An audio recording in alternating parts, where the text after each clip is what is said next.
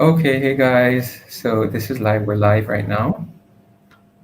Um, the numbers will buffer. It takes time for it to build up. Let's.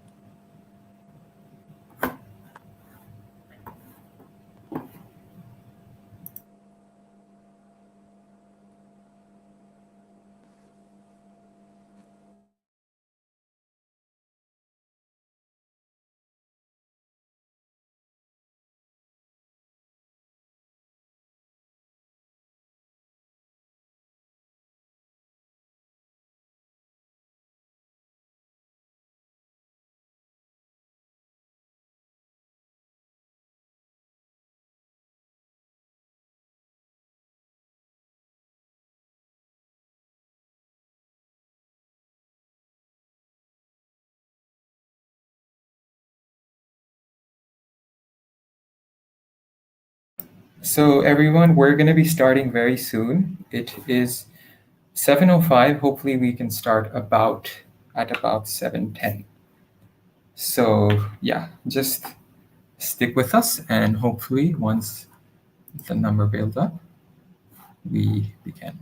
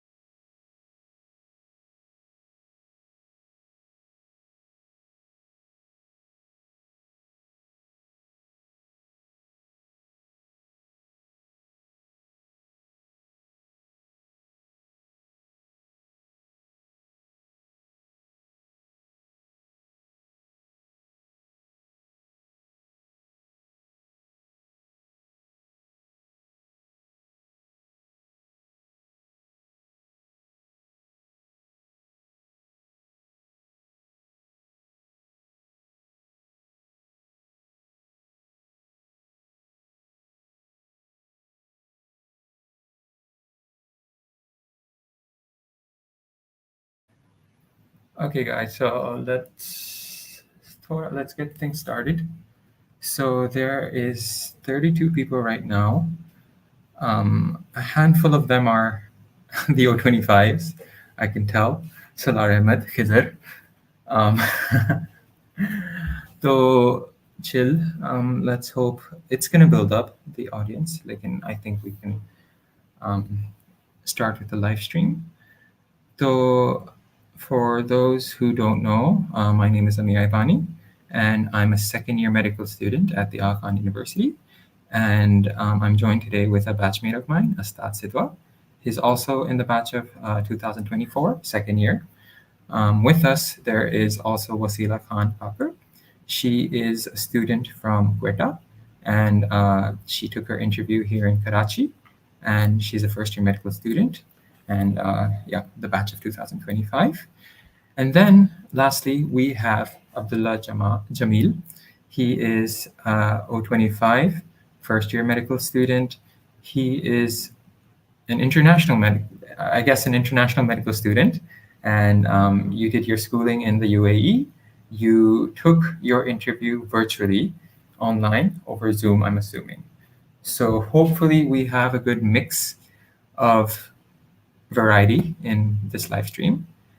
So I guess we can begin. So it's 7:10. We can begin the live stream, and I think the very first thing, if we I think if our audience would want it, we can talk a little bit about stage two form. So Astad Sidwa, I think you wanted to talk a little bit about it. So let's not stretch it out for too much.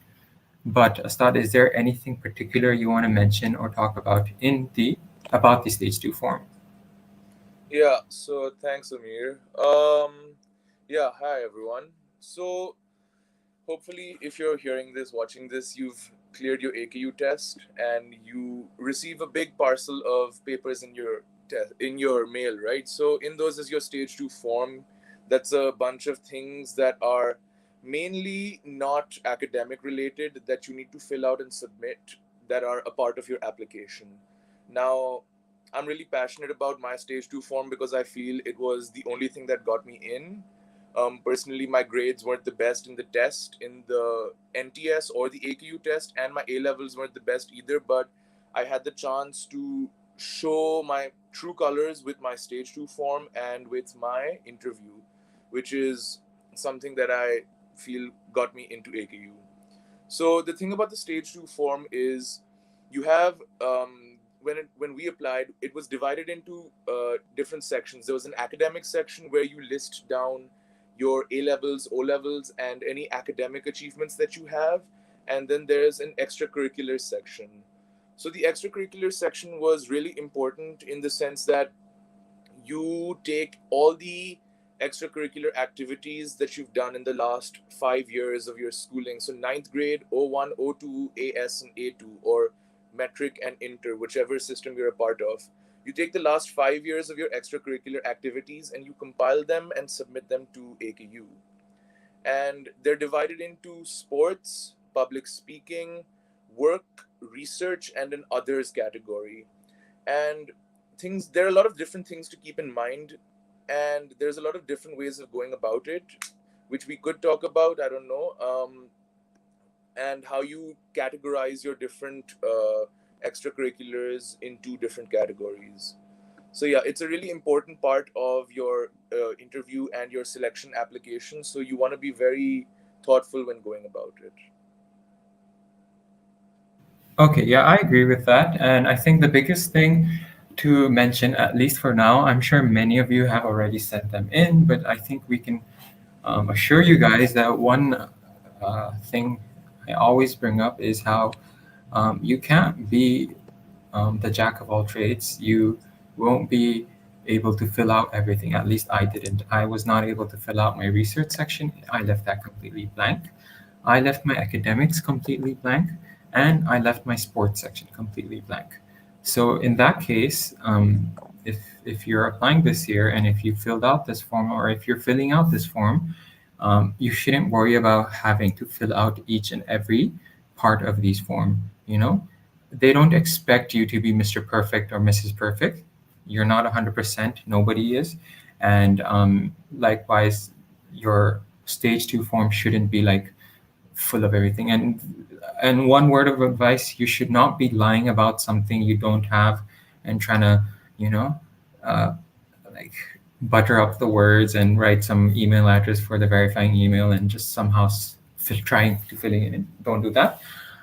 If you are genuinely interested in something, and if you've done something, and if you have a certificate or a contact to get referred, you should fill it out. Otherwise, you should not worry about it whatsoever. So I think that's it. We can talk. We can end our stage two form discussion. Um, it's so well, let's go to the main thing. So there are 52 people right now, and I don't know how many of them are our own batchmates, but I see. I remember last year as well.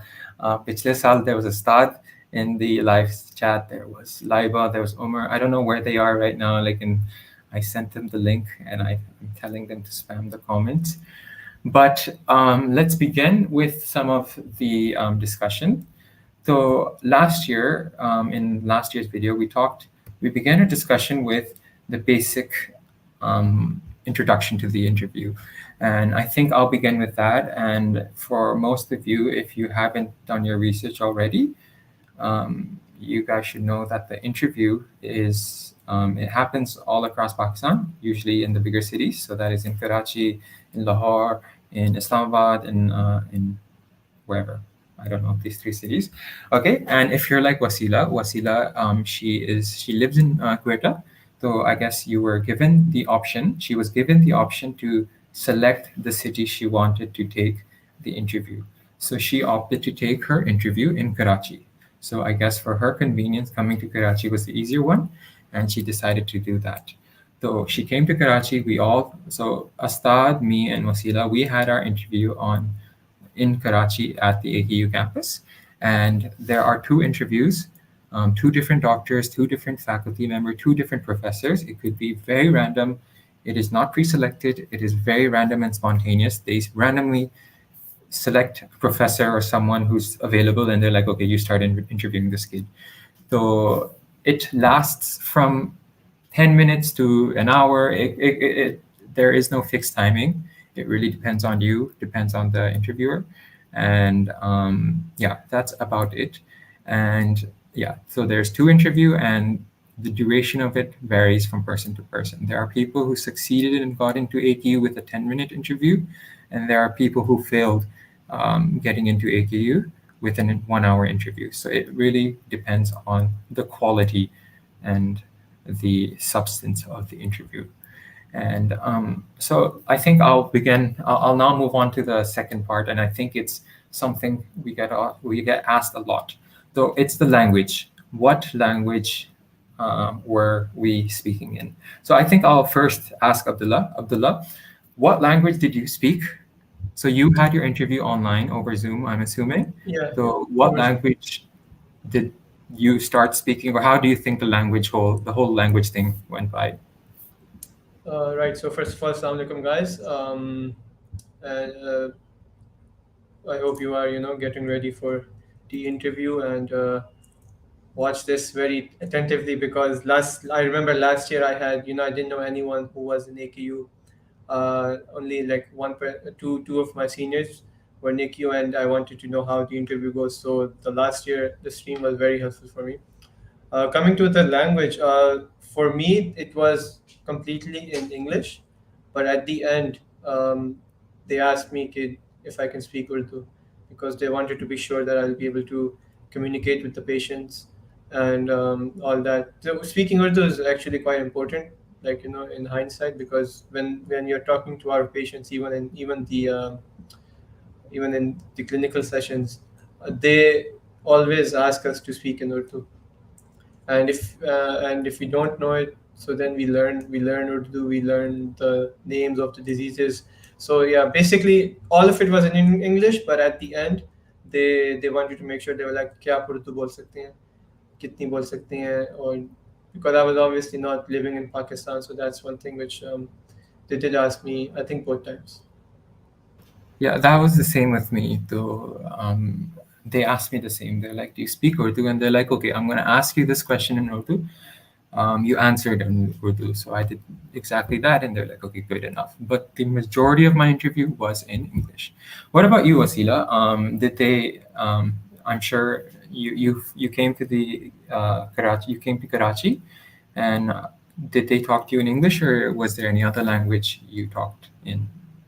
I guess both of my interviews they were in English, but yeah, we keep on switching to like the interviewer changed the language, so would I. So yeah, there was no like बीच में उर्दू भी आ जाती थी, but it started with English. All right. So I'm sure to natural conversation, mein, when Urdu comes in, there's a little bit of everything. So yeah, and Astad, you took your interview here in Karachi. You Yeah. spoke, I'm sure in English and a little bit of Urdu, like Wasila, right? So yeah, the way I kept it in mind was whatever language they asked me the question in is the language I try to answer in, and that worked for most of the that worked for both interviews. So I did. It was like a Urdu English mix. Yeah. All right. Chalo, that's good. So speak with whatever language you're comfortable in. They don't expect you to be like, they don't expect you to, if you're not perfect in English, we get a lot of these questions. They're like, oh, my English is not perfect. Will we get into AKU? Yes, you can. There are people with not the best English. I mean, there are people. English, after all, is not our mother tongue for the majority of us. So if your English isn't the best, don't expect that you're not going to get in. You definitely still have a chance. After all, there we hear from our seniors that there were people who've had their interviews in Punjabi and in Urdu. So it varies people to people. And after all, if you can, once again, it's about the quality and the substance of the interview. And if you can relay your personality over any language, you're definitely going to get in. Just So to add, let's, yep. even if you have a problem in Urdu, or if you have a problem in English, like Amir said, it's fine. You just it's not a really big issue, because there are people I know who are learning Urdu, right? But and there are other people who are learning English, so it's not that big of a deal. But you will need to learn them both eventually, even if you don't. Which is, I mean, you should be always willing to learn these languages. I agree. Yeah, Urdu is very important. History taking, patient interaction, dealing with the nurses, dealing with other doctors. There's people of all type of people in the hospital. So you must, especially if you're coming to Pakistan to learn medicine, you have to learn English. All right. So let's move on to the second discussion point, and that is what to wear. So Abdullah, you took it virtually, so I think I'm intrigued about that. What did you particularly wear during your Zoom interview session? Yeah, so I was also wondering, what I should wear. Should I just wear a suit and then नीचे से trousers पहने हो? So I asked my uncle कि जब मैं क्या पहनूं, मेरा interview online है, और आधे घंटे के आसपास होना, तो क्या पहनूं? So he gave me really good advice, and I think you guys should follow the same if you're having an online interview. Is that if you wear pura sahi, if you wear the proper suit, if you wear चाहे socks भी चाहे जूते भी पहन लो, right? Wear it so you feel कि you're doing an interview. वरना trouser pant बस camera के लिए अगर पहना हो और फिर नीचे से trousers पहने हो checks वाले, तो you won't get the feel of the interview. So that's what I did. Perfume लगा के फिर पूरी तरह तैयार होके वॉच शॉच पहन के सही. I could have been sitting in front of them, and I would have been wearing the same stuff, right? So that was very helpful. एक तरह का you get in the mindset कि जो ना interview हो रहा है, the other person is also very, they're going to be watching everything you do. I asked my seniors, कि should I wear a tie?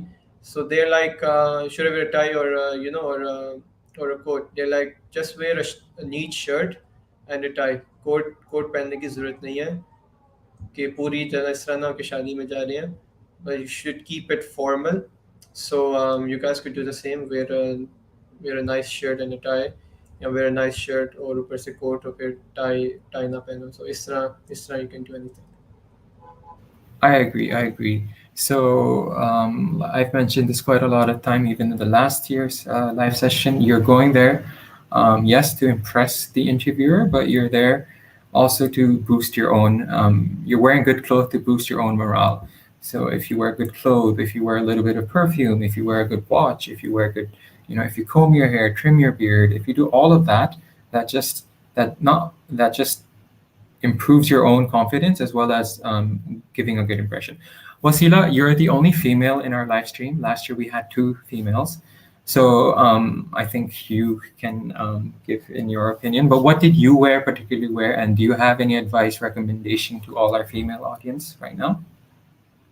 So I wore Eastern, or मेरा color, like the color was sky blue whole salwar kameez.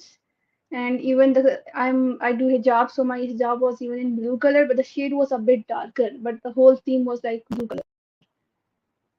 So I would say okay, wear something simple, not something too colorful and all. The And so you better. decided to wear Eastern. Any reason why you didn't wear Western, if I may ask? Sorry, Is there a reason why you did not wear Western clothes? I couldn't find it. Okay, okay, that makes sense. So, yeah, that's fine. That's totally fine. And what about you, Astad? Astad, what did you wear in your interview? So I went I just went in what I was comfortable. So shirt, pant, and a tie. Funny story. I had taken this really old shirt and the collar button wasn't shutting on the day off, and I was like, oh crap, how will I wear a tie now? And it was fine. I wore my tie, I tightened it up, and my button was open, and it didn't matter. So at the end of the day, you just have like wear the clothes, like Abdullah said, wear the clothes you're comfortable in, that boost your confidence and make you feel good about yourself. At the end of the day, it's not about your clothes, it's about you. Try not to be self-conscious no matter what you're wearing, because it's an interview. You need to be sure that you're perfectly comfortable, but still formal, or I feel agree. good about yourself, so you can focus on the more important things. I agree.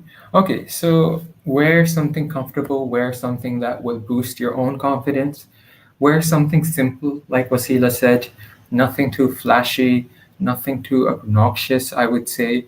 If you're going to wear perfume, don't overdo on your perfume if you're doing it in person, because too much perfume will, um, you know, too much perfume is not too good. Yeah, so, and make sure your beard is trimmed, make sure your hair is combed, make sure if you're a female, if you're deciding to wear an earring, make sure it's a simple one. If you're wearing lipstick, I remember from last year's conversation, don't overdo on the lipstick, don't overdo on the makeup, don't wear like, I don't know, 2-inch high heels. Simple is the best. Okay, so yeah, and yeah, so I'm gonna put up this comment, Salar. He's like, wear your confidence and walk with your humility. Doesn't matter what clothes you wear. If you're confident enough, that's what counts. And I think we all agree with this. So let's move on to the next discussion point, and that is bringing something to the interview. So in my days, we were told to bring, if you're from Karachi, bring I mean, if you're having the interview inside on person to person, bring your certificates, bring documents, bring whatever to back up your discussion points. So if you're a painter, bring your paintings. If you can solve a Rubik's cube, bring a Rubik's cube. So I think I'll begin. I'll give this question to Wasila. Wasila, did you bring something to the interview, and do you think you should have brought if you didn't bring anything? नहीं, I didn't take anything. The सामान I had was वो इतना ही था जो मैंने बेच दिया था अपने second form में ही तो. And other than that, yeah, I did take some pictures like phone में लेके गई थी मैं तो वो मैंने दिखाए थे.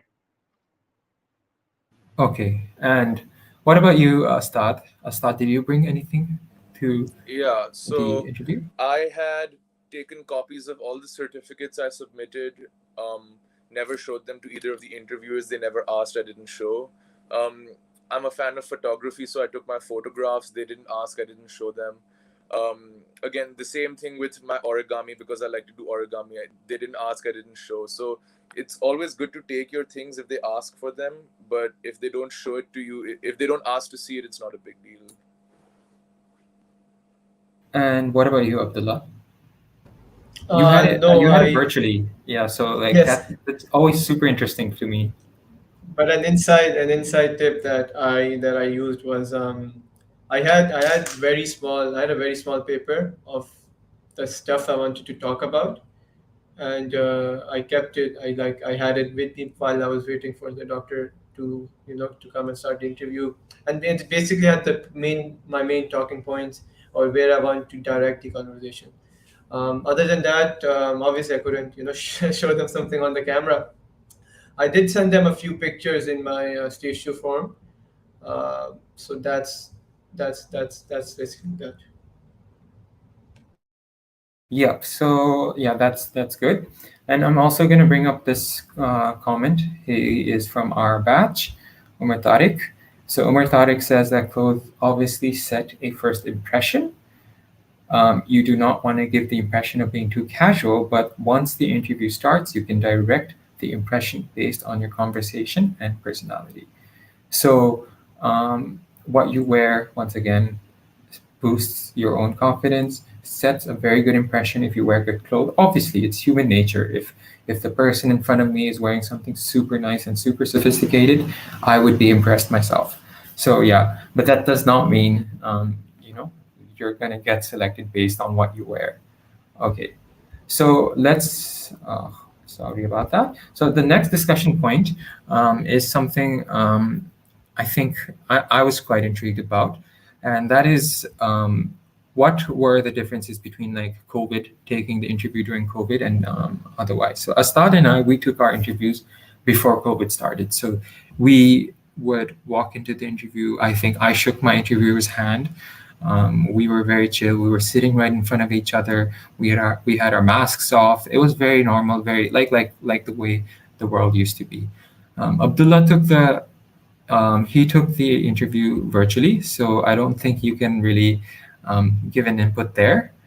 But Uh, Wasila is the only one among the four of us who took this interview during the COVID era.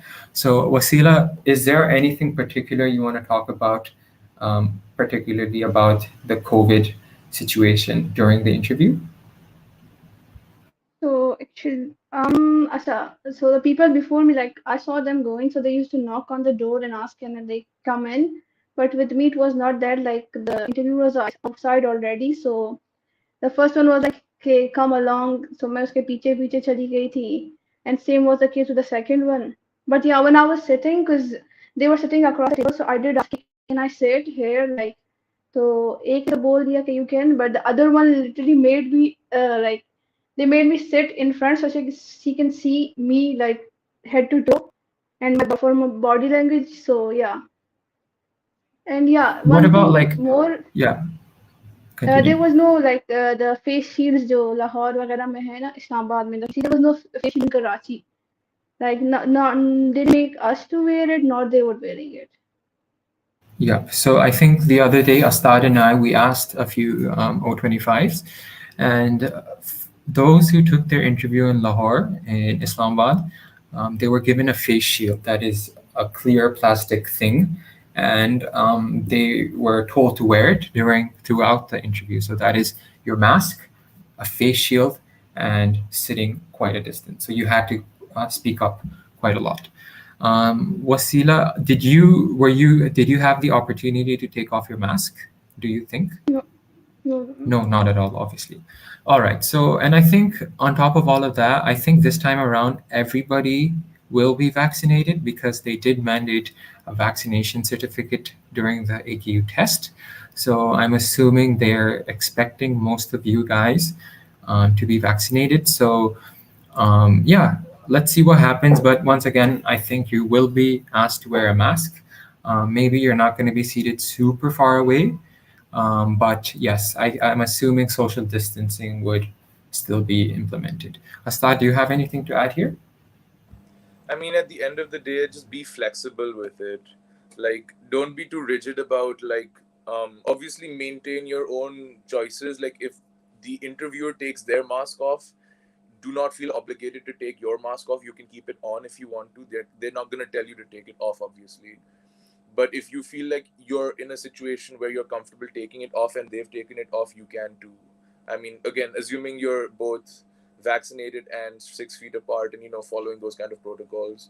But yeah, apart from that, like shaking hands, social distancing during the interview are things I can't really comment on. But you just make sure you're using your common sense. One more thing I would like to add. So I was showing my pictures and the photography, like I do a little bit. So yeah, I did ask, can I show you? And then I put it on the table. And मैं वापस पीछे आके बैठ गई ताकि they can take it, so they won't mind कि मैं ज़्यादा distance maintain नहीं किया. So if that's the case, so do that.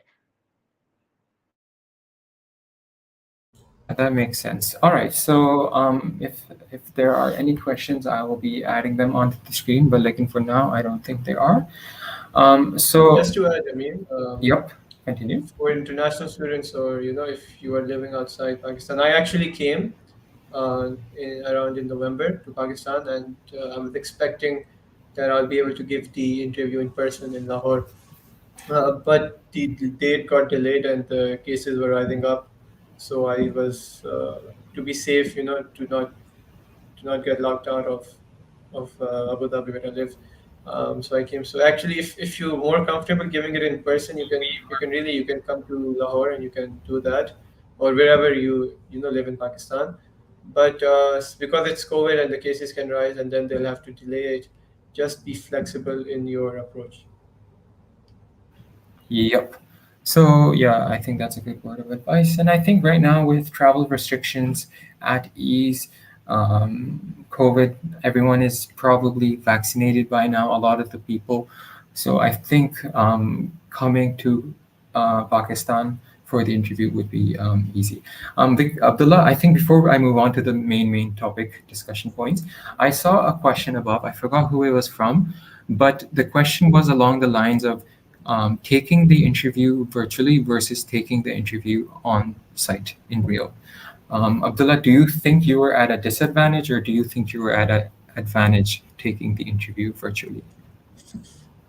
This is a very tough thing to say. There are disadvantages and advantages of taking the interview online. So for one, I didn't have to face them, like I was meeting them face to face, and some people, they get nervous while they do that. But on the other hand, I couldn't really show any first impression. So if I'm not nervous, then it won't be a plus for me, right? So it's a really mixed game. I wanted to do it in person, so I came because everyone said in person, you'll be able to give them a better impression. But giving it online was fine, and I think at the end of the day, it depends on you, whichever you're more comfortable with. But don't think online will be easier, but not it just depends on what the way you give the interview, what are your weak points, and if you are nervous, or if you feel nervous, if you can face them face to face, then it might be better for you. But it can go either way. I agree. I mean, after all, I don't know. I'm like, I've never taken a virtual interview. So No, I but you really can can't. have Wi-Fi problems. You Uh, can get kicked out of your interview. You can't really. They won't know your presence. Your virtual presence is not the same as being there. You can't uh, impress them with your confidence and all that. So that's a disadvantage, in my opinion. Yeah. So yeah, there's Salar Ahmed, God bless his soul, but he commented this: taking interview virtually hides many of the physical discriminants, like what you're wearing. Yes, to some extent, how you smell. Okay, they're not there to smell you, but okay, walk, hold yourself, and it could go either ways. So yeah, I'm gonna be yeah, that's like a very valid point. So let's move on to the next, the main discussion points. So that is, so in every interview, whenever you apply to a job in the future, hopefully, if you're applying for a residency program, if you're going to be applying for whatever, whichever field you are, there are these basic questions interviewers tend to ask, and that is asking you to introduce yourself, and the second one being why the particular program you're doing. So why, in this case, why MBBS? And thirdly, the question of why the institute or why the place you're applying to. So that is introducing yourself, why the program, and why the university. So I'll begin with the introduction. I think Astad, let's begin with Astad. Astad, is there anything like you want to talk about with introducing yourself, with the question introduction? Yeah, so when they ask you to introduce yourself, repeating your name, your age, and where you're from is not introducing yourself. Introducing yourself includes that, but is not limited to that. So this is where you start your interview. This is how you lead your interview, and it's a really, really important question. So a good answer to that would describe your biodata, sure, but then you immediately and more importantly switch into things that you like about yourself. So your hobbies, how you spend your time. It could be anything small or big, like, oh, my name's Astad, I live in Karachi, and I like to solve Rubik's cubes. So the interviewer is not going to switch to a completely different question. They're going to be like, oh, Rubik's cubes, tell me about that, and then you can go off on a tangent right there. Or it could have gone any other way. So this is how you want to lead your interview. Everyone talks about that. This is how you do it. When they ask you your very first question, you switch into, oh, this is something about me that I want you to know about. So it's a good opportunity to show them about yourself, basically. Oh, yes. What about the two of you, Wasila or Abdullah? Is there anything you want to talk about, particularly about the introduction, like introducing yourself or anything along that question? Right, like Astad said, completely true. You basically this in this interview, it's not like an interview like a job interview, right? They want to get to know you. They want to get to know your personality. So you can. I use the introduction to direct the conversation towards the points I would like to highlight. Um, that's what I used it for, and that's so basically, in the start, if I want to give them something, if I want to say कि इस चीज़ पे आप देखें कि ये मैंने किया हुआ है, so मैंने introduction में मैंने उसकी जो ना बात कर दी. um, तो उस तरफ then they ask me questions based on that. They ask me to clarify कि अच्छा ये आपने किया था तो किस तरह किया था. So introduction is very useful for that. And this is what everyone advises कि introduction में आप उन्हें guide करें कि आपने कहाँ लेके जाना है. Like my two seniors from my school, God bless them, they were really helpful in telling me कि क्या करना है. So both of them said the same thing कि use the introduction to guide them. Tell them about your hobbies, tell them about stuff you want them talk about. It might not always work, but at least after the interview you won't be like I wish कि मैं ऐसे कह देता ये मैं भूल गया. तो intro में and obviously start with the most important things first. ये like कि ये ना कहना कि if for example if you played a little bit of sport कुछ साल पहले, but you have something greater than that, so start with the most important things first, and then you can slowly go down from there. And what about you, Wasila? Is there something you want to put in over here about So, introduction? so they asked me to introduce yourself. My first question was describe yourself in 3 words. So do make sure what you are listening to, because I didn't answer well. My answer was not right to this one because I started saying, "Okay, my name is Wasila," and then I was like, "Oh no, he's seen something else." So make sure, okay, what you are saying and what is he saying, he or she. Okay, that's interesting. So introduce yourself in a few words or 3 words. So that's basically the same question, but with a different twist.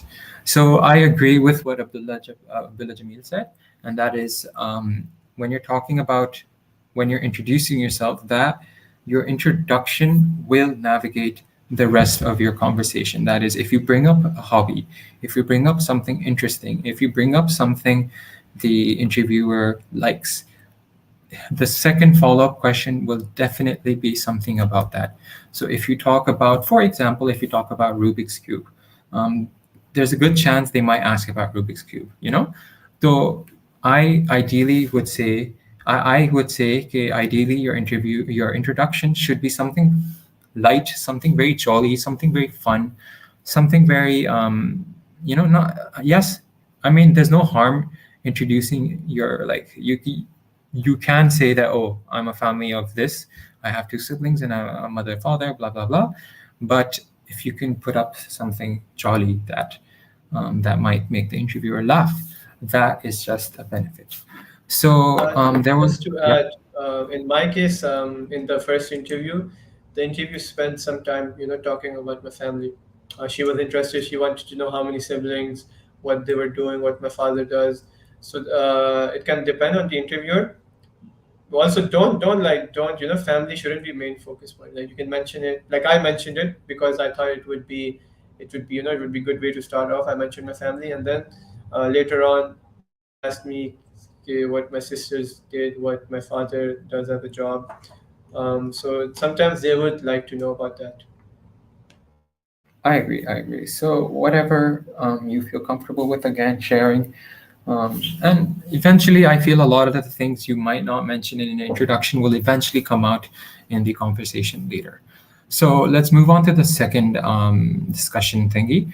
And the question is, what was it? Why AKU? No, why MBBS? So yeah, so that's a question they always ask. Why are you becoming a doctor? Why are you doing MBBS? Why aren't you doing something else? Why aren't you becoming a nurse? Why aren't you becoming an engineer? Why aren't you, if you like biology so much, why aren't you becoming a biomedical engineer? If you like helping people, why aren't you becoming a nurse or a vet? Or if you like research so much, why aren't you becoming a researcher, for example? So the question is a very valid question. So yeah, so let's talk about that. And so I think I'll talk a little bit about that. And that is, so when you're answering this question, um, you should for real sit down and ask yourself, why am I becoming a doctor? Like for real. It's a very valid question, and I think a lot of us still are lost in this why. But you should ask yourself, am I doing this for the money? Am I doing this to help people? Am I becoming a doctor for the degree itself, the MBBS status? What am I doing an MBBS degree for? And once you ask yourself, and once you are able to, satisfy your own um, thought, okay, as to why you're doing this, then I think your answer will naturally come out. Matlab, you don't really have to prepare for it. Yes, you can, obviously, but if deep down in your heart, if you have a very valid reason, it will, like, you can answer that. So just because, people say, okay, if your parents are doctors, they're like, oh, don't say that your parents are doctor and I'm becoming a doctor to be like following their lead. I remember Abdullah Khatak last year, in the interview, he mentioned how his parents forced him to become a doctor, and he brought it up. He said that I was forced into becoming a doctor, but he was able to back it up by saying that eventually, sooner or later, my interest for biology, my interest for medicine grew, and now I'm very satisfied with what I'm doing. And yeah, so if you can back up your answer somehow, that is totally all right. So, Abdullah, is there anything you want to add about why MBBS? Yeah, for me it was, I was looking it up on the internet, what कि किस तरह का जवाब होना चाहिए. And basically what I found was they said कि mostly universities ask this question just to see कि if you give a wrong answer. मतलब if you say something which uh, which flags you out, that's why they do it. But in practice, what happened, how I got the answer, because it's a very hard question to answer. For some people can say कि मेरी family में ये था, so that's why I want to be a doctor. But some people, they don't have a really valid reason, or a really कि straightforward reason for that. So I was so a friend of mine, he took my interview, like a trial interview, and he asked me on the spot, why are you doing your MBBS? And that what basically जो भी मेरे दिमाग में पहली चीज आई ना, that was actually the reason why. Or, you really need to think about this, okay, why you want to do it. But I mean, you should know why you're doing it. Yeah, it's a very long journey. Or again, if you don't have a good reason, तो फिर मुश्किल हो जाता है. All right, thank you. And what about you, Wasila? Do you want to share a reason why you decided to MBBS, or like how did you tackle this question? So a lot of people, they were like forced kind or whatever. If you don't have an answer, just make a one, ठीक है, ताकि उनको लगे कि it's a very motivational thing and you are drive. Like it's उनको चाहिए कि कोई force हो ताकि उन्हें लगे कि बच्चा is like a bit motivated. तो ये नहीं बोलते ना जाके कि I want to help people, because you will be like there is a lot of ways to help people out. So तो किसी चीज का like कुछ भी कर दो, but make sure कि it looks a valid reason. Go on the Yeah, self-discovery journey. See why you want to do medicine, and whatever comes up, you just let them know. I agree. I agree. Astad, what about you? Why did you choose MBBS, or do you want to share a reason, and do you want to share how you Yeah, answer so this they question? gave me one of the variated versions of this question. So my first interviewer brought this up, my second didn't at all. My first interviewer asked me, "Why don't you want to become a nurse instead?" So that was a totally, like, it's the same question worded differently. And so I said, "Okay, well, nurses are in fact the backbone of healthcare, which they very much are." I wanted to become a doctor because it's a little bit more hands-on, in the sense that I wanted to do surgery at the time and still want to, and in the sense that you're more involved in the decision-making process of medicine. So that was my answer. I totally agree with what Wasila and Abdullah are saying. Yes, it's a very personalized answer. You won't be able to find it on the internet, and if you use an internet-based answer, they're gonna see through that. So make sure that you are able to justify your answer, and it's a meaningful answer. I 100% agree. So yeah, go on a self, like Abdullah said, you know, and like I mentioned in the very beginning, ask yourself, why am I doing this? And once you have that answer, your answer is set, you know. Yeah, I they are mean, trying to they're trying to really get to know, your thought process and what the type of person you are. So in that case, this question is one of the reasons how they find stuff out. yeah, yeah, yeah. This cat is, I can hear her breathe. Okay, so okay, let's move on. So I think the third question that is always asked is why AKU? And there was a question from one of our audience, and that was, how should the question why AKU? What did you choose? Like, why did you choose AKU, and what should be the preferred answer? So I think we can talk a good bit about this. So I would say that be genuine about your reason. Are you going there for the campus? Are you going there for the sports facilities? Are you going there for the research opportunities? Are you going there for the name? Are you going there for the good alumni network? Are you going there for the clean washrooms, like I mentioned? Are you going there for something? It could be anything. Though, once again, if you've done your research about AQ, if you've seen our videos, if you're following Abdullah Khatak on Instagram, if you're following Dear Wallet on Instagram, you if you're following Rumi on Instagram, for example, you get a good idea of what AQ is like, and from that, I think you can really like determine why you want to go to AKU. So in my case, I mentioned it before, but like I remember how throughout AKU there's these jalis, these wooden thingies covering the windows. And I talked about how there are people who are always cleaning it with a brush, and the washrooms there are super clean. And the people there, the workers who are doing all those things, cleaning the washroom and cleaning the thing, they're doing it without anybody supervising them. And, they're just super focused and super interested in their job. And I talked about how if that is the case with people on the outside, just imagine being part of that institute. Imagine being part of that operation room. Imagine being part of that surgical team. How focused and how motivated the people are. So I had a very like it wasn't a very it was like a very different answer. A lot of the time, people are like, I go there because I chose AQ because of CIME. Yes, that is a very valid answer.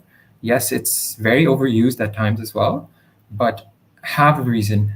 Okay, if you guys are going to talk about CIME, know what CIME is. So, Wasila, let's ask you. So, Wasila, what do you think is the preferred best way to answer this? question of why AKU. So I answered my answer was more like कि मेरा interest किस चीज में था, so I related it to the EQ. Like मैंने बोल दिया कि भाई the sports and rehabilitation center वो जो इनका है सही है. So I mentioned कि I'm a bit into basketball, and their sports coaching and all that they have the facility to just read on the website the stuff they have, and just kind of relate any of your hobby with it so that they can, because I mentioned कि यहाँ बलूचिस्तान में ऐसा कुछ नहीं है, so we don't get such facilities, but here I can find it with पढ़ाई के साथ साथ. So I just don't want to study, but I want to grow as a person as a whole, like. तो इस तरह relate करके बता दो कुछ भी. I agree. And what about you, Astad? Do you want to chime So in? yeah, what did I say?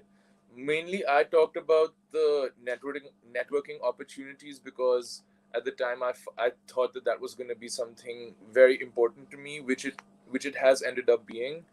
I also spoke about the sports center because I love playing volleyball. In fact, I'm gonna go play after this live stream too.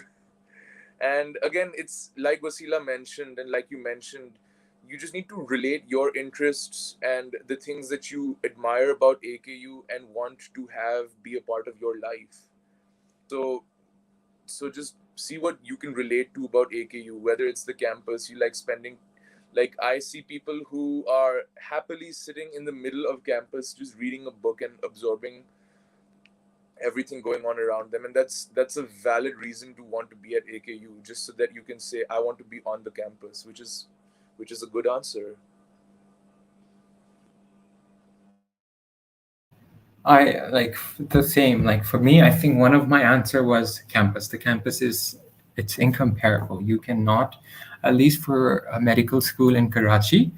I'm not too sure about medical school abroad outside of Karachi, but in Karachi, I think Aga Khan University has the best campus experience. So that was one of my talking points. And yeah, Abdullah, what about you? How? And before you answer this question, my question is: have you ever visited Aga Khan before? Considering you did your education abroad, but were you able to like how were you able to answer this question? So for me, I think, in my opinion, my perspective was different than most applicants from Pakistan. I haven't actually been to AKU ever. I visited Karachi when I was like 3, so I haven't been to Karachi as well in a very long time. So I'd never seen the campus. I've only looked at the pictures of the hospital and stuff like that. So my perspective was like the gardens or the building, or that it's very clean. It wasn't my major point of why I'm coming to AKU, so I didn't focus on that much. My major point was that in Pakistan, in the environment that I'm going to practice medicine, AKU is probably the best. So my talking points for my points were themed around that in Pakistan and in the region, it's one of the best hospitals, which will give us very good clinical experience. It has the faculty is very well trained and all that, because I think it's a matter of perspective, right? If someone is living in Karachi, if they go to AQ, they might like the place, so they can say, okay, I want to stay here for the next 5 years, so that's why I'm applying. For me, I'd never seen it. I've only, every information, everything I had about it was from online, from their website, or from their Facebook page. So that's why I talked about some different things than other applicants.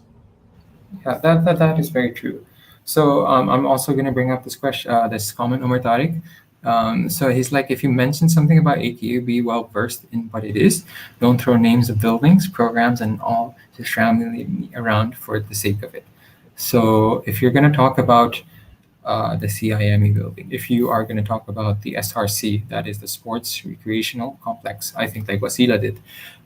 If you're talking about how beautiful the campus is, know what it is, Though if you're going to talk about SRC, it is a very valid point. It is a very state-of-the-art complex. You have tennis over there, you have squash, you have Olympic-sized swimming pool, you have a huge gymnasium, you have volleyball, you have cricket, you have everything in that center. So know why and how that could benefit you as a student. Yeah, so make sure you are well versed with what, like you should know the buildings at least, CIME. If you're joining there for a society, a lot of the juniors talk about how SRF, SPY, what else? There is FALA, there is the AKDN network. There's a lot of these things. If you're going to talk about it, which are completely valid points to bring up, if you're going to use that as a reason of joining AKU, make sure you do your research about it. They all have their Facebook page, they all have their Instagram page, so make sure you know a little bit about that in case the interviewer decides to ask you about these things. So, do the three of you want to add anything about the last question? That is why There's no AKU? shortage of things you can mention, but mention things that are actually true to you. Like if you're coming for SR for the SRC, don't say I like the faculty. Say that you like SRC because there's a whole list of things why AKU can be your number one choice, but just say what actually matters to you. I agree. I agree. So yeah, so that's so I think we can conclude with these three questions. Three questions they always ask: an introduction to yourself, why MBBS, and why AKU. And moving on from that, I think the next few questions, it varies interview to interview, but some of the questions they like to ask are, I guess we can talk a little bit about like those medical ethics questions, or ethics and scenario question. They give questions about ethics, or they give questions about some random human interaction scenario, completely made up, and they're like, okay, how would you respond to that as a student if you were to get into AKU? And I think all three of us were asked something similar to that.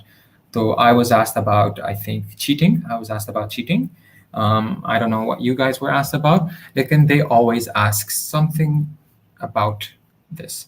So, Astad, do you think, is it what, like, how do you think one should tackle this question? Whether it's about cheating, whether it's about medical ethics, whether it's about driving, underage driving, whether it's about, smoking. Good question. So again, they asked me, if you saw someone cheating during a test, what would you do, right? So here's where the conflict in my mind starts. Do I want to snitch on them, or do I want to give the answer this interviewer is looking for? And so you have to tackle it diplomatically.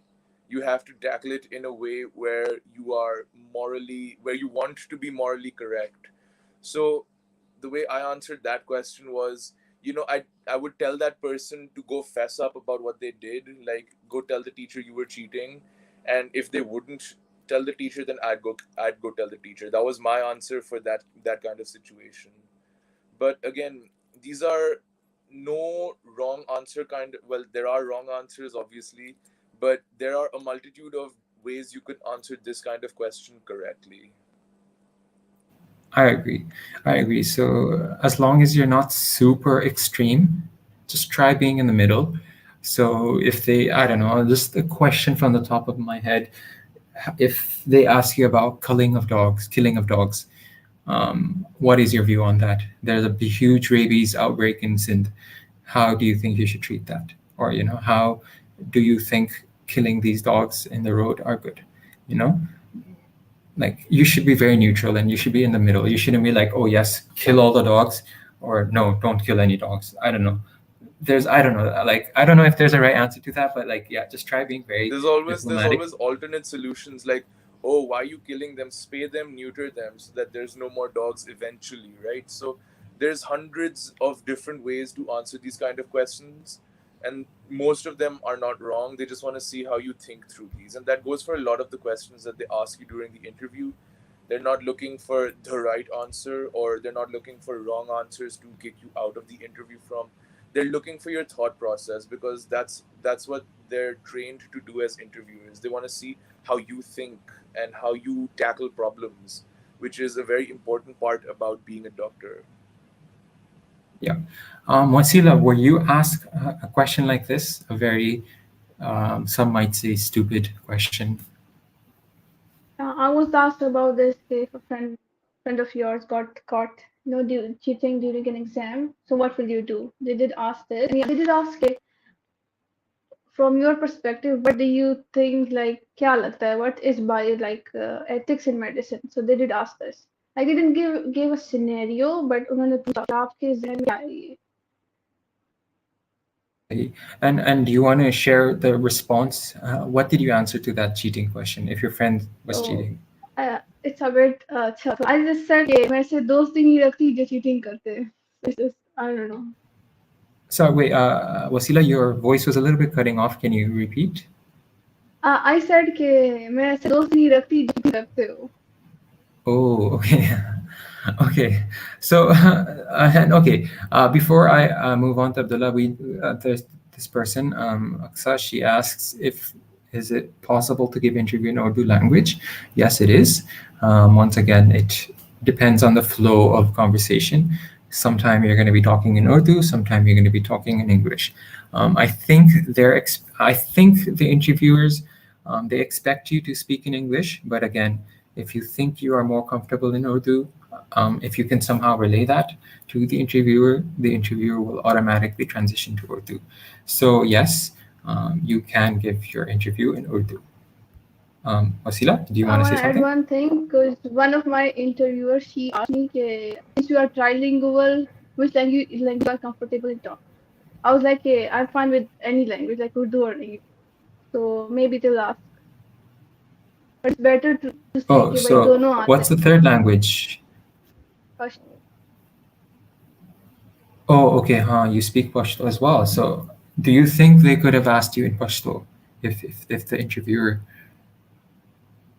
could she speak No, Pashto she though? was not. She was like, you are trilingual, so I believe which language you are fine with. Like, she was not expecting me कि मैं बोलूँ Pashto Okay, में ही okay. बात करनी है आपसे. Sahi. All right.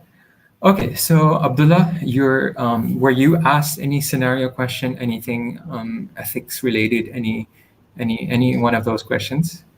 Yes, I was asked about my friends if my friend gets caught cheating.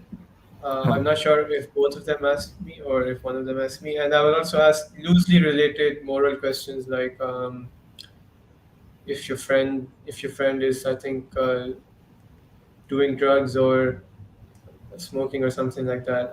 I can't really remember, but something around your friend's in trouble, or what do you do? Well, they asked me a lot. The first interviewer actually asked a lot of questions about my friends. Okay, how many friends do you have? What do you do when you hang out? Uh, how late do you how late do you stay out? Stuff like that.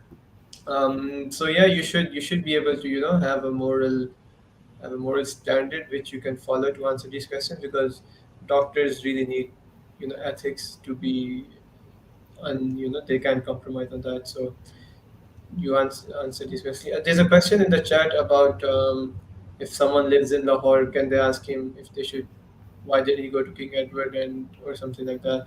So they asked me, okay, why don't you go to any other university in UAE or internationally in Europe, because they're quite like AQ, and in some cases they can even be cheaper. So they can really ask you this question, and you just answer whatever you feel like. Like one of my friends, he didn't want to go to Europe because of the like the halal food. There was a problem. There's a problem, and halal food is very expensive and hard to get by. So he ended up going to Egypt. He's an Egyptian. So just answer what really, why aren't you going to King Edward? Just let them know, okay, why you chose AKU. Yeah. Yeah, so just to Astad, add yeah. to what Abdullah said, for that question, why not another place? You don't want to start listing down the bad things that another place might have that AKU doesn't. So you want to be diplomatic with that. Is something I just wanted to add. I agree. So if you're talking about why AKU and why not XYZ, why become a doctor and why not nursing XYZ. If you're coming to Al Khan or Karachi, why aren't you going to King Edward's?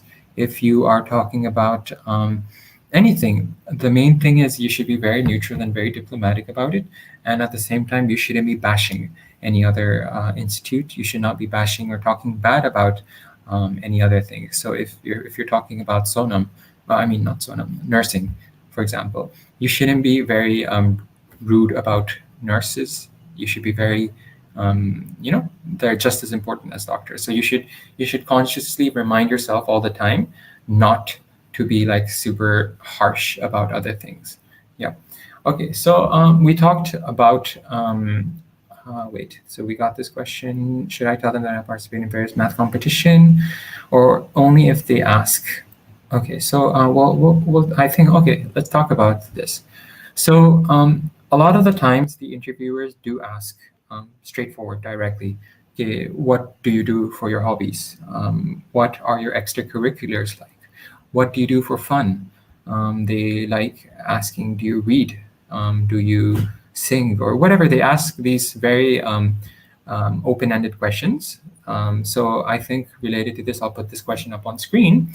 So, they are more than likely, I think all three of us can agree that they're gonna ask you in one way or another what you do for fun, what you do for relaxation, what are your hobbies like, and what are your extracurriculars like. I think they ask, like in some one way or another, they ask all of this.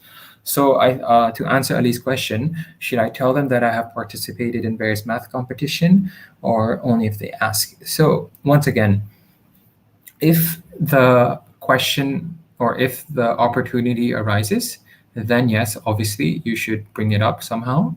But I don't think you should randomly, spontaneously, like, oh, ma'am, I also participated in this. That just shows that's like showing off at that point. But yeah, if somehow in some question, if they're like, oh, what do you do for your extracurricular activities, for example, then you can definitely bring it up. Does anybody want to add something over here? Yeah. So regarding this specifically, and this goes for everyone's extracurriculars, because everyone does different stuff. These interviewers don't know anything about you, right? They're given a blank sheet of paper with your name on it, and they're supposed to ask you questions that are in that paper, right? They don't know anything beyond that. So don't expect them to ask you, do you like math? To which you could reply, yes, I like math, and I take part in math competitions. They're going to ask you what you like. So that's like everyone, like Amir mentioned, that's your opportunity to tell them that you've taken part in math competition, for example. Or if they ask you what are your strengths, we're going to talk about that later, like strengths and weaknesses. You can mention, oh, I'm really good at like multitasking. I was doing a math competition while also studying my A levels or whatever. So these are the chances where you get to introduce things about yourself, or introduce your achievements or your hobbies or academics or extracurriculars. It's not going to be straightforward questions about these things. You're going to have to work them into the conversation smoothly. Wasila and Abdullah, do you want to add something about, do you want to bring up something maybe you talked about, how you talked about your extracurriculars, your hobbies? Were you asked about your hobbies, or was there any question you remember particularly? Right. So what I did was, for a few of my extracurricular activities which I really wanted to mention, which were my main, okay, I want them to know this will distinguish me from, or these are like my best my best activities. I mentioned it in my introduction that, not obviously not in a bad way. Okay, my name is Abdullah. I did this. You do it in a nice way. You tell them about yourself, tell them about your interests, and tell them how your activities are based off your interests, and then they can ask you questions based on what you said.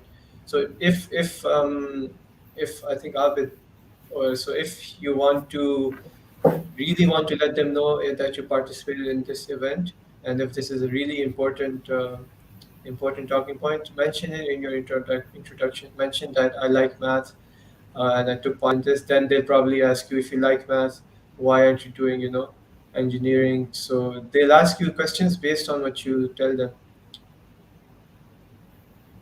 Yeah. So, what about you, Wasila? Were you asked this question, and do you think you how do you think you answered the question? I guess they did ask, but it was more related to the COVID situation. What you did during that time or in free time, basically. They did ask that. So here, I played video games a lot, but I didn't mention that because I was like, if I would, they would literally make me ask a lot of stuff. कि आप इस सोते किस वक्त हो, and gaming is not good for your health. So I was like, I'm not gonna tell them कि I play games. I told them, some healthy hobbies. So make sure Such this as, such you want to as share some of your healthy hobbies? healthy hobbies, sleeping. Okay, that's Okay, healthy, I very was healthy. stuck. Yes, that was one of my answers, but I would not recommend you guys कि आप लोग ये बोलो उनको कि sleeping is one of my hobby. I said कि I play basketball. Other than that, painting, and gardening. Good All stuff. right, all right. I mentioned So video games. I mentioned that in the quarantine period, I played video games. Um, they the but some one of my friends, they mentioned video games, and the interviewer asked them, that's not really good, or why do you play video games? So it really depends on the interviewer, and if they want to pursue that point. So just if you can, obviously, if you can justify it, like if you like playing video games, if they're a part of who you are, then you should definitely mention, because what else, if you're giving in gaming a lot of time, then it's better than saying, I don't do anything at all days, right? Just say you what you do. I agree. So I don't remember exactly. I was definitely asked one of these questions, all three of these questions: what I do for fun, what I do in my free time, what are my hobbies, what are my extracurriculars like. So I was definitely asked all of that, and yeah, I think I had a very well answer to all of them. So another question I guess we can also talk about is how. Um, so it is 8:16. I told the three of them that we're going to do for like 1.5 hour, but yeah. So they ask you. So it's a similar question we talked about, and that is if they ask why should ATU choose you? Why should we as an institute choose you as a student? So it's similar to the question we talked about, and that is um, why are you choosing AKU? And it goes hand in hand. So the question is why should AKU select you, and why are you selecting AKU? So in this question, what Aksa is asking is if they ask why we should choose you. So that is why should AKU choose you? Um, Again, I think in this question, the best way to answer is and that is to talk about your qualities and talk about your skills and talk about your characteristics that could benefit the university. So if you are a singer, you can talk about how okay I sing, and I think I can bring like somehow through society, whatever society I can I can I can be like I can win competitions for ATU, for example. Ali, what was his name? Ali, whatever. Ali Abid. He talked about math competition. So if you're a good mathematician, you can, being in med school, you can always talk about how I can win math competitions for ATU, for example. So Wasila, I'll ask you this question. Were you asked this question, and even if you weren't, how do you think you would respond to this question? Yes, I was asked and I did the same. Like I mentioned, okay, I am a bit into photography, so they have this society Aurora. Like I said, the photography one, and there is this one, I guess, upper photography too. So I mentioned, okay, these are the societies, and I want to be part of that. I can represent them, and maybe I will learn stuff from them, and maybe मेरी कुछ photography skills I can society को आगे ले जा सकती हूँ. So just relate your skills or any hobbies that you are good at with any of the societies. They have a lot of societies and any game just to just show them that you can represent them on such stuff like sports or other than padai. I agree. So anything other than Parhai, especially in this question. Abdullah, what about you? Were you asked this question, and if you weren't, how do you think you would have answered? Oh yes, I was asked this question, okay, why should we choose you out of all our applicants? I don't exactly remember what I said, what I told them, but it was something along the lines of my motivation, to do medicine. Um, because I didn't talk about society in this question because I didn't know much. I knew a few of them, but I didn't know much of them, and it wasn't my like when I mentioned previously in the other question that I'm joining because of these reasons. Then you have to connect it to that. You can't your The answer to this question can't be different from why are you choosing AKU, right? So they want to know if you'd be a good fit there, and if you complement your answer to the previous question with this question, then it will be it will really give them a whole picture.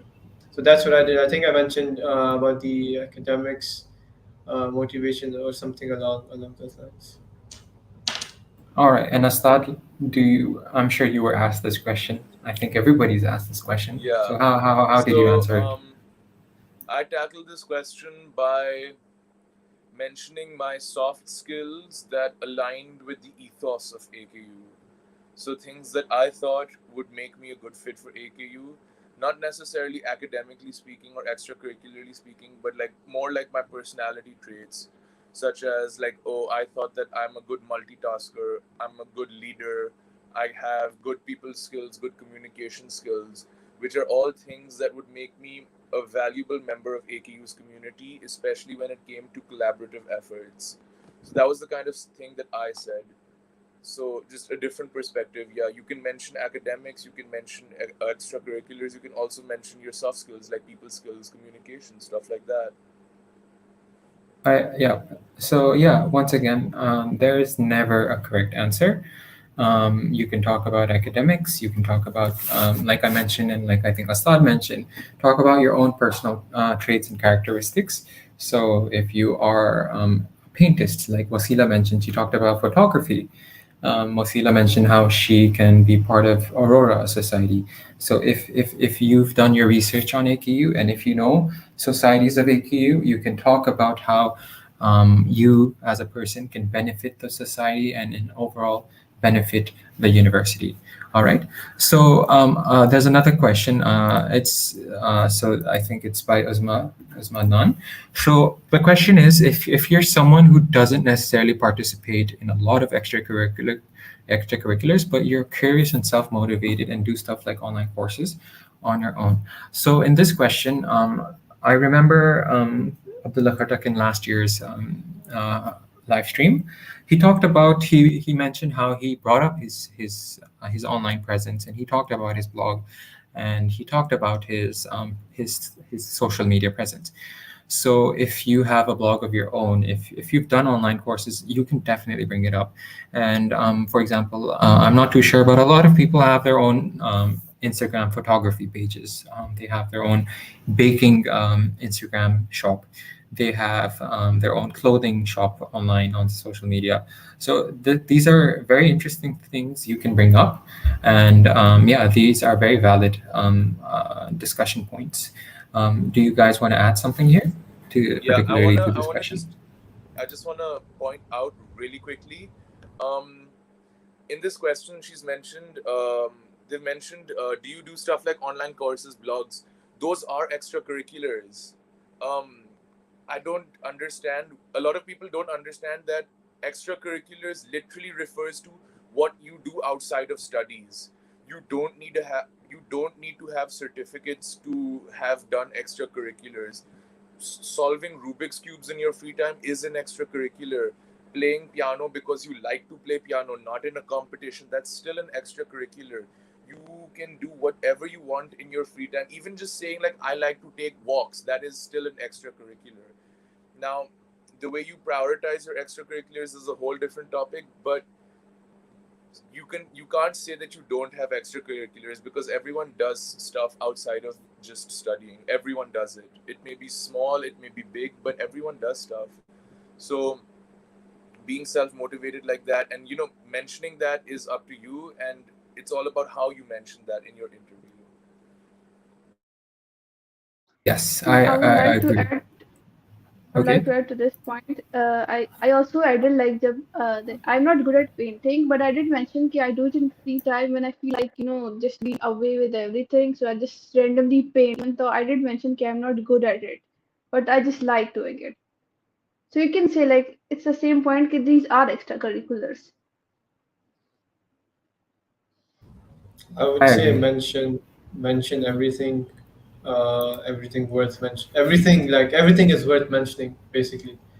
Uh, the interview will, anyway, in my experience, it wasn't academic based. They didn't want to know about my marks, or the whole interview for me was your extracurriculars, what you've done outside of studying, what you did in your school, what you've done for your community, right? So don't be like, oh, एक ही ने मेरे piano skills को क्या करना है, एक ही ने मेरे guitar skills को क्या करना है. You let them know there are like more than two people who played the guitar in our batch, who played really good, right? So mention everything, mention your painting, mention your writing, mention your Instagram pages.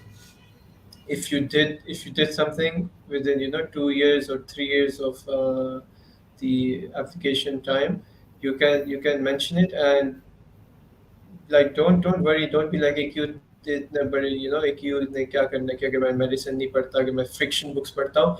They don't really care, but you just let them know कि I like reading books, I like reading fiction books. Or so don't shy away from this aspect. Yeah. And okay, so I'll move on to more of the quick questions. I'll ask. I think I'll shoot the questions to you guys, but so some of the questions we keep, like, even I put up a poll on the Instagram. So they ask questions about books and movies. I think we talked a little bit about that. They tend to ask about current affairs at times.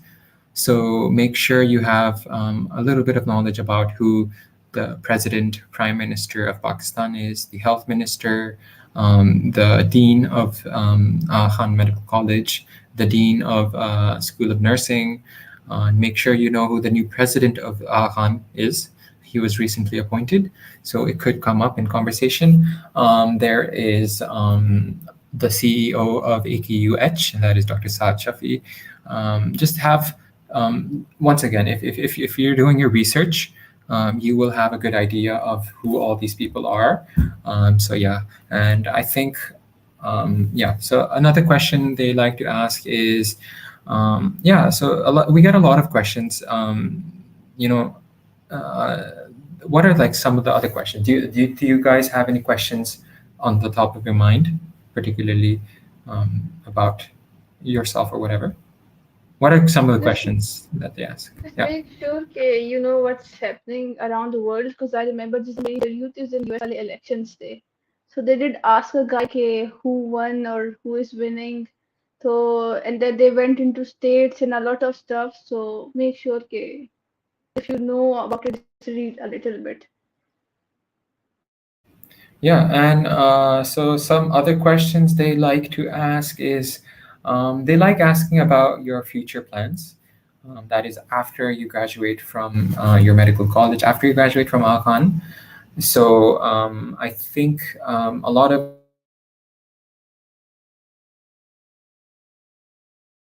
Amir, you got muted.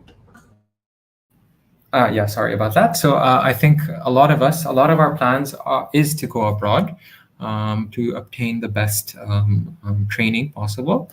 But then I think a lot of our seniors used to tell me, and a lot of discussion, the consensus is ideally, and I think as a human being a citizen of Pakistan, I think the best thing is to eventually come back to Pakistan and to serve the country that served you for like 23, 24, 5 years of your life. So that is the best. And considering the medical situation in Pakistan, it is like your duty as a physician to perhaps solve the people in need. And other questions they also like to ask is they will ask you to list some social, medical, cultural issues of Pakistan. So they could be anything. So if we're talking about medical issues of Pakistan, make sure you have a good idea of what the medical situation is like in Pakistan. So, for example, polio. polio is still an endemic in Pakistan. There is the issue of COVID vaccination. That is also an issue. There is an HIV outbreak in Sindh every now and then. There's a lot of issues you can talk about. So, yeah.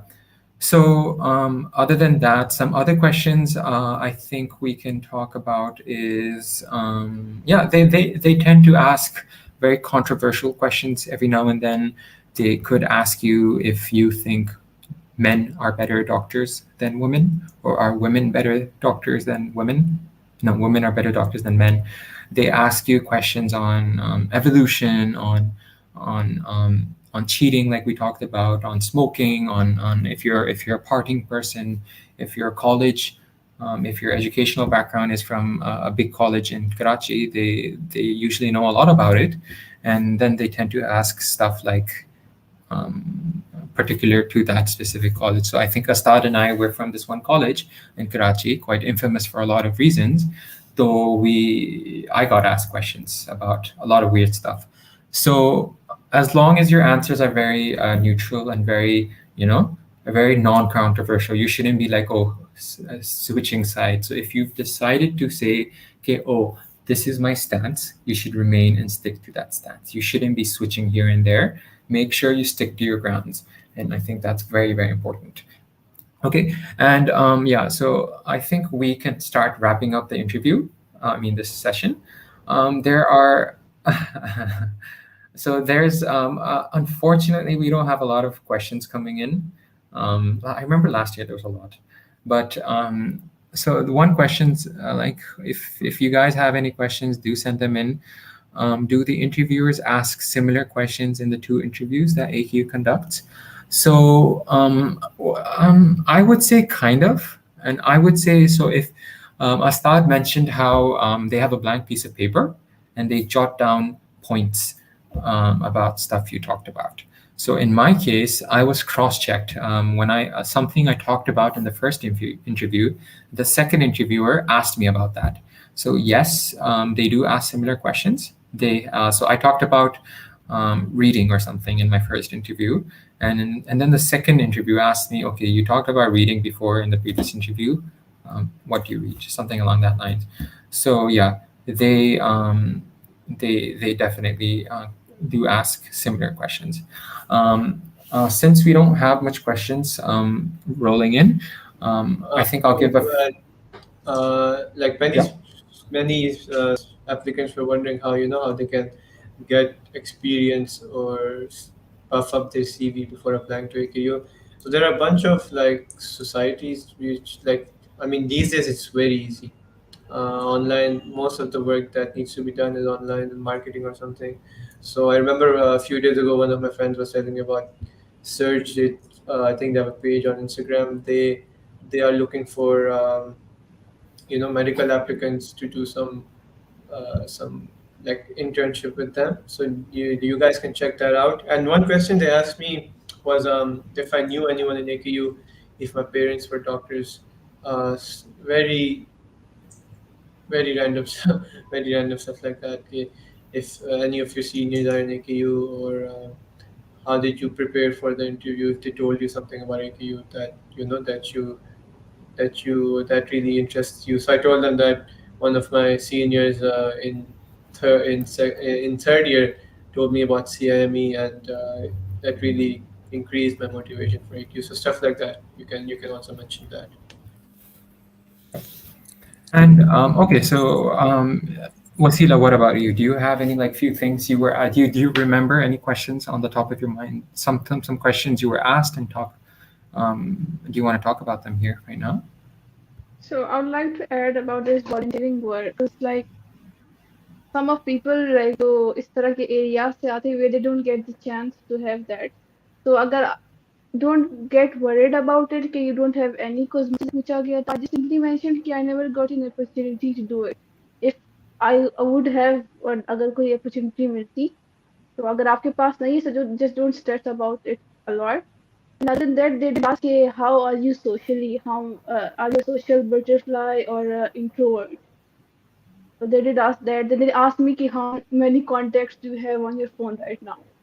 So I was like, I don't even have a phone. Then she goes like, how do you call yourself an extrovert when you don't even have a phone? So then I showed her my iPod, yeah, and she was like, "Hey, what is this?" Then I started telling her specs, what is an iPod and all that, and I spent 10 minutes in that. Oh, interesting. You didn't have a phone at that time. Yeah, that's very interesting. All right. Okay, so before I give the mic to Astad, there are some questions that came here. So, is it true one interview is a nice one and the other one is harsh? What do you guys have to say about this?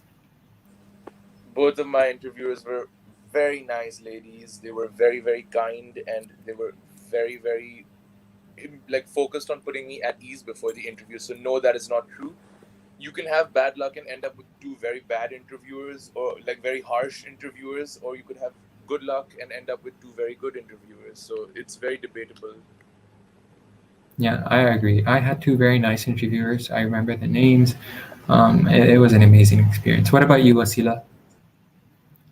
What did you Mine think? were also they were also good because and one thing I would like to mention कि मेरी interview was a bit, it was very frank or I would say कि बहुत chill थी, but it's not the case with everyone because मैंने अपने class fellows की सुनी and they are not like they got some real interviewers, so just watch out कि पहले observe कर लो कि सामने किस तरह का interviewer बैठा है मेरे. Agree. And Abdullah, were you able to assess over virtual interview the the niceness of one of your Yeah, interviewers? the both of them were really nice, but the second interviewer was taking the interview during working hours, so he was a bit he was in his office, right? So he was obviously in a different. He was just doing his clinic, and in the Oh middle he wow, took that's the weird. interview.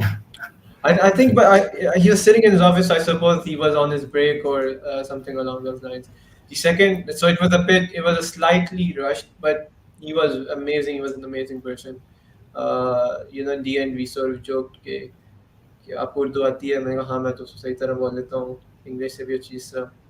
The first interview was more relaxed, and like I said before, we talked about my family, about my younger siblings. So both of them are really good, but like Wasila said, there are some interviewers who would like to put you on the spot, so you should be mentally prepared. But even if that happens, that doesn't mean that you be on the defensive. You have to maintain your composure. You have to maintain that pleasantness. They don't want someone who's rude or who's comes off as battami. So just be receptive, but do your own thing. Agreed, agreed. Okay, so let's quickly move through the questions. So the next question I'll put up on screen is, what do you think about pirated books, movies, and software? I've heard people being asked about this. I think the best stance is, if you were to ask me, I would say, okay, considering the situation in Pakistan, considering how online payments don't usually succeed in Pakistan, just make up a bunch of bullshit and be like, I mean, it's inevitable in Pakistan. I mean, if you go to Winco Medical in Karachi, half of the book there are pirated. None of them are licensed book. So if pirated books are the only thing available, I mean, you kind of have to. But the good thing about AQ is they have library. All of the books in the library are original, so you can be like, oh, if I get into AQ, I will stick to using original and proper books. Do they ask about the four principles of medical ethics? Yes, they do. So you should do your research on it. And they could ask you, they could give you a scenario about based on the four principles of medical ethics. I have a habit, no, I have a hobby of making edits. Should I tell Aki about it or not? Definitely, like Abdullah mentioned before, everything and anything is extracurricular. Anything outside of academics is eventually something you can bring up. Same person, I have a Shaukat Khanum certificate, but I didn't really participate in the campaign. Should I mention it or in the stage two form? I don't really understand the question. I don't really participate in the campaign. I would suggest not to. Like, if you have certificates where you weren't paying attention to what you were doing like during that event, right? And if Yeah. for some reason your interviewer has seen your stage 2 form or it is brought up, then you could be left staring blank at their face, not knowing how to respond to it. Maybe they know about the Shaukat Khanum internship and they participated in it, or one of their kids participated in it. You don't know that, right? So you don't want to risk speaking about something that you didn't do or are not aware of. So you need to be careful about the kind of things you do and don't mention. I agree. Okay, so next question, Uzma Don asks, community service is a little difficult due to the pandemic. How much does volunteering add to your overall profile? I think, in my opinion, obviously having stuff like this, having a distinction, having being an athlete, being a swimmer, being a musician, being a good volunteer worker, these all benefit your overall profile. With that being said, just because you don't have one small volunteer work doesn't mean you're not going to get in. So, if, for example, if your whole application consists of different points, volunteer community service is just one of those many things. So, ideally, you should have, but considering obviously the situation, the pandemic, a lot of internship opportunities are no longer available. A lot of volunteering work. I know ACF, they used to have a huge volunteering thing, but they no longer are doing so because of SOPs and COVID. So yeah, having it obviously will benefit you, but just the interviewer understands, the they understand the situation, and it's not a deal breaker. Fatima asks, I have an internship with WWF Pakistan, but it was all online. Would that help? Definitely. If you have a letter of acknowledgement, if you can email WWF Pakistan and say, okay, I need a certificate of participation if you haven't already. If you have something that could, indicate that you were part of it, you should. You should definitely bring it up. If you don't have a lot of friends and are a little socially awkward, how do we tackle questions about that? Um, does somebody want to answer this? They They're actually not asked gonna. me. Okay, firstly, if I can, they're not gonna ask you questions about that. Wait, Even wait, if you are Abdullah, were you socially asked awkward, this? huh? Wait, Abdullah, were you asked this I question? was asked if I'm an introvert or an extrovert. Okay. Yeah. Okay, This so, was okay, that's in not. the beginning after my introduction. After a few questions, the interviewer asked me if I'm an introvert or an extrovert. So you can, like, it's not a negative. It just depends on how you deal, how you will, how you respond to your questions. Like, you can say I'm working on it, or I have a close group of friends. So, but yeah, you don't really have to be, I meet everyone, I make friends really quickly. Yeah. Just be genuine, right? So Yeah, I agree. And I think if you can, so the thing is, if you're becoming a physician, if you're being a doctor, the number one thing is, as a good doctor, I think we all can agree, we have clinical sessions every week. And the key message is you have to be a good patient speaker. You have to be able to interact with your patient. You have to be able to make your patients happy. And how does that happen? You have to be a good talker. You have to be a good people's person. And if the interviewer thinks, if they ask you, okay, are you an introvert or an extrovert, and if you indicate that you may be difficult in making a patient comfortable, for example, that could affect you. But yeah, as long as your answer isn't really off, it really shouldn't be an issue. All right. So, how to study consistently when you don't see any results? Okay, that's not related to this. 30. Is there a chess club at AQU? There is no chess club at AQU. People just do it in a lecture hall. Which type of sports and facilities AQU provides? So you can Google the SRC, Sports Recreational Complex. They have literally each and every sports. I can't not even list them down. There's too many. One last thing. Um, I don't have any girls in my close friend group. Will they ask if you're comfortable in communication with the opposite gender? Is this person from our batch or something? I don't know. Because I feel like he knows too much. Is he an O25? no, there's no face. Don't have a face. Chalo, chalo. Okay. So this is so we are going above a little bit above time, but hopefully we'll end soon. But yes, they do ask this question. They did ask me. I'm sure they ask, especially if you're from a co-ed school.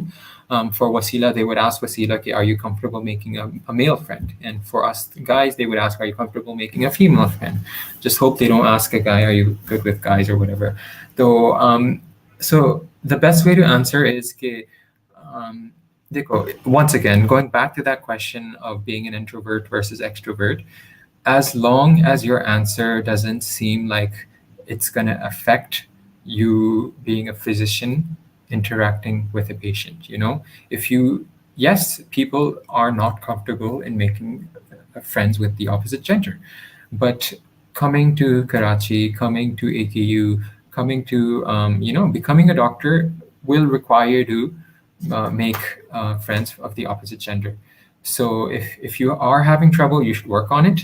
And if you think you okay, the best answer to this, I would say, is no, you don't have any issues. But yeah. So we Yusra, we answered your questions. I think we proof of everything. I painted my friend's bathroom. Oh, you can take a picture of this and attach it to your stage 2 form. A very valid question. And if you want to, you can take a picture of it on your phone. And if it comes up in conversation, you can show it on your phone. I was able to show a lot of pictures and stuff on my phone during my interview. Is it necessary to speak perfect accent? No, it is not. Definitely not. Again, they're not. They go. I had a DM the other day saying that, oh, I don't speak good English, I'm not going to get into AQ. And I'm like, if you think speaking good English equals to admission into AQ, you are totally wrong. They're not there to assess your fluency in English. They're there to assess your overall human being nature. Though it does not affect. Last.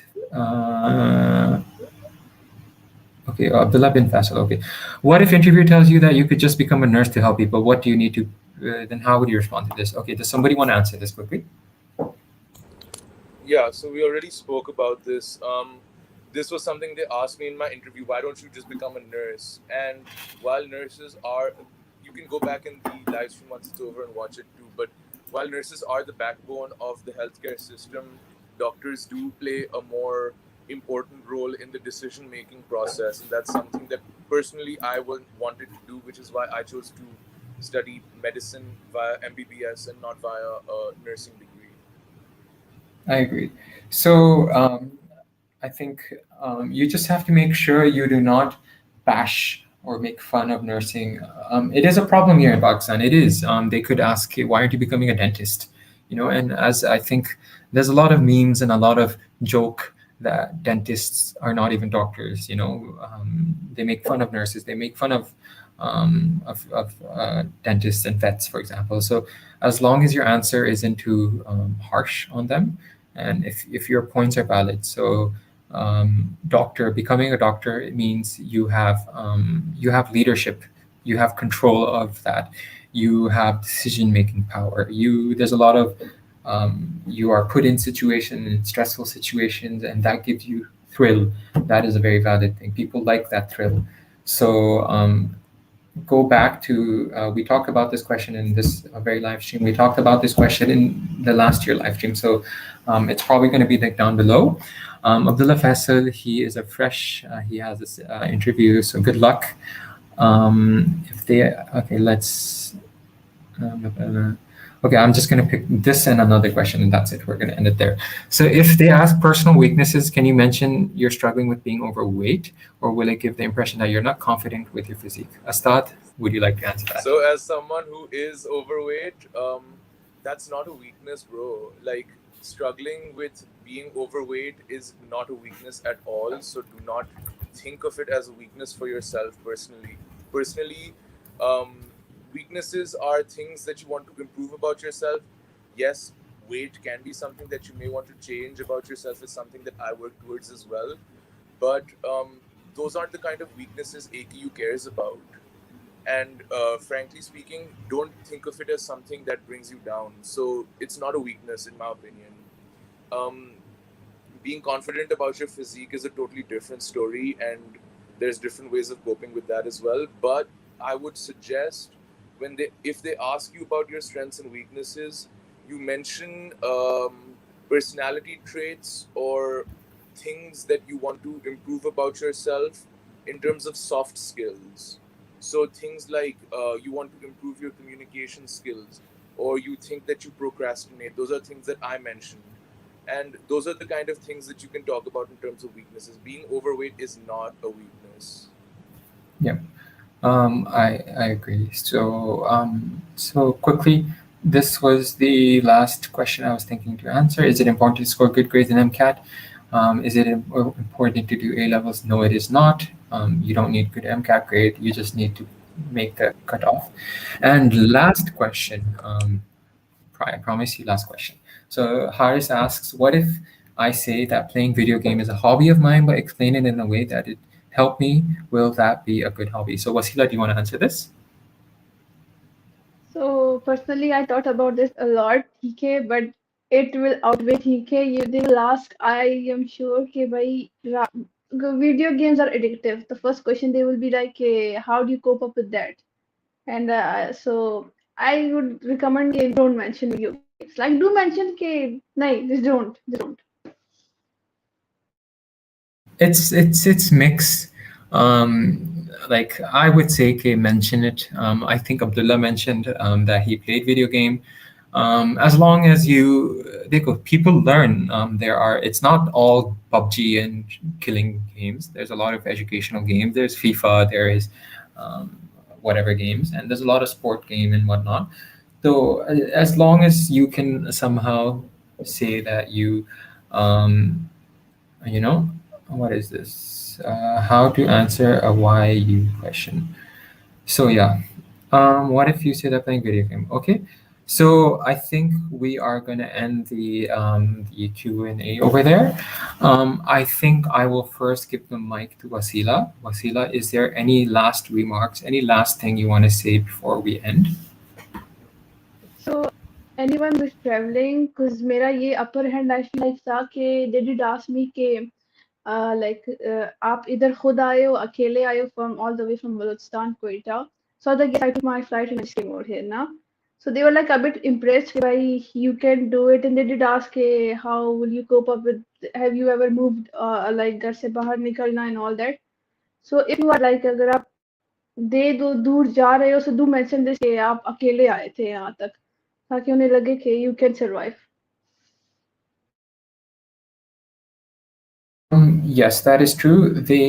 I've had a lot of hostelite tell me that they were asked about coming to Karachi for the first time, living away from your parents, doing your own laundry, cleaning your own clothes, doing your own dishes, cleaning, cooking your own food. So especially if you are coming from outside of Karachi, they could ask you these questions. And I think if you are an applicant to AQ, I think you should be prepared mentally that you could be asked this question, and you should start preparing for it.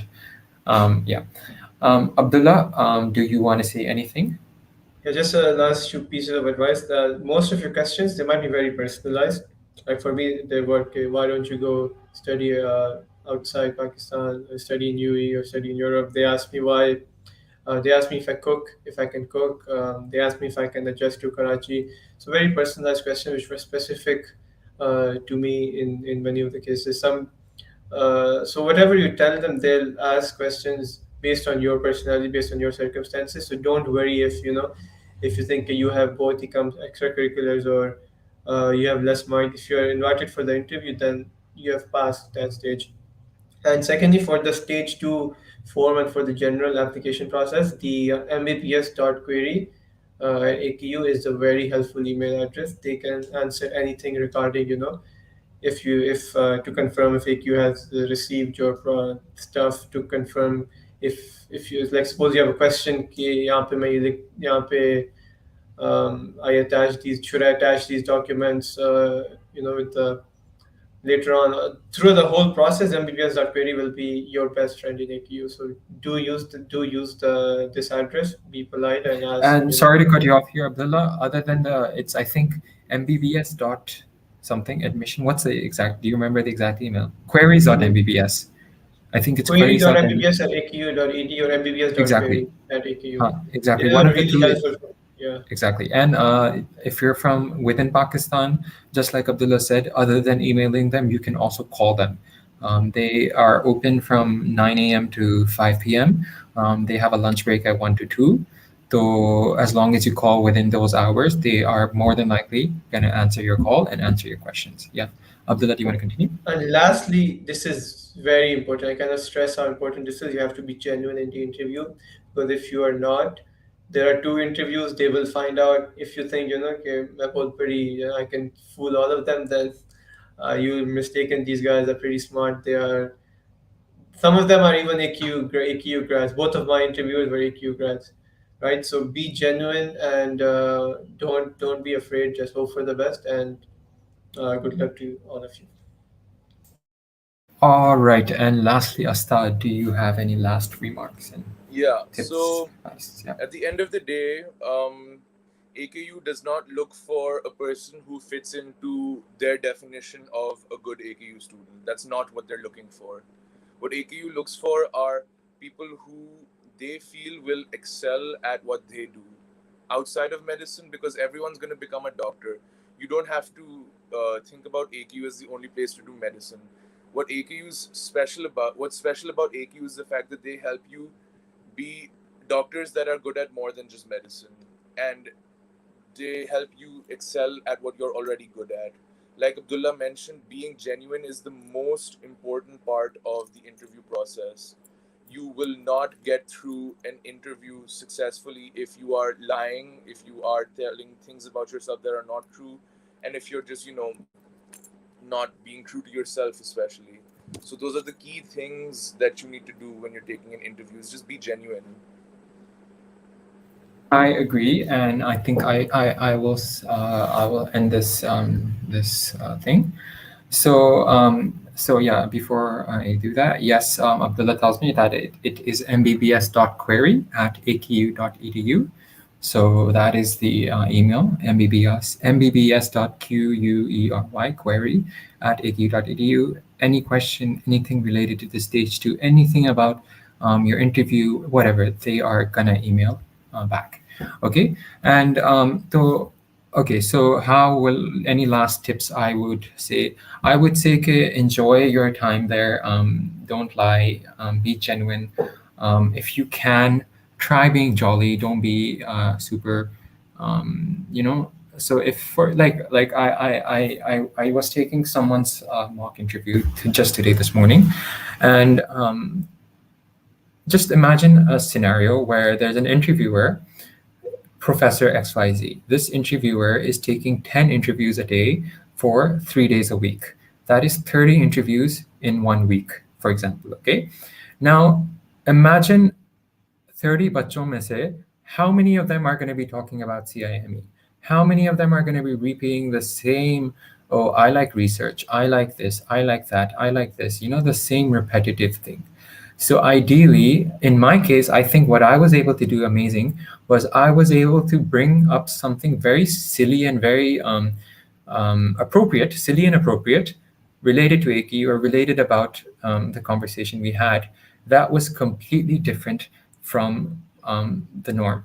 So I tried, I like, just once again, going back to that example, if they are taking 30 interviews a day, imagine if you were taking 30 interviews in a week, 10 interviews a day. Just imagine how bored you will be if all 10 of the students are repeating the same thing, Imagine how you would appreciate it if somebody cracks a joke every now and then. Imagine if somebody lightens the mood by saying that I like to, watch a movie. I like the movie Avengers, for example, If you don't have to, look, the interview is not, it's a very chill mahal. I think Wasila even said that her interviews were very, very chill. Mine was very, very chill. Everyone's usually very chill. And when we look back to our interviews, being a student at AQ, I think we all agree that our interviews were like probably a very memorable event of our life. So try making it memorable for the interviewer by, you know, try not being bland. You know, if I don't know if I'm trying to, if I can get this message across, but try being unique. Don't be that cookie cutter student.